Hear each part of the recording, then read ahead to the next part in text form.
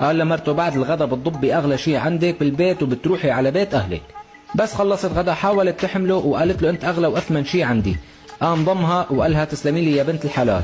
جارنا المصون سمع بالقصة وحاول يطبق نفس الفكرة مع مرته. قال لها اليوم بعد الغداء بتضبي اغراضك وتروحي على بيت اهلك. كإبليس من كتابة يا الله، تغلب عليه بوضع لايك واستغفار في التعليقات، واشترك في قناتي إذا كنت من محبين الرسول صلى الله عليه وسلم. أخذت ذهباتها وأواعيها وشبعته مصبات ودعاوي وطلعت من البيت وهو مبحلق فيها ومسطول. رجعت لعنده وقالت له نسيت أخذ أغلى شيء عندي. هو ابتسم وفرح. قالت له شاحن الموبايل الأصلي بيسواك وبيسوى أهلك اللي خلفوك.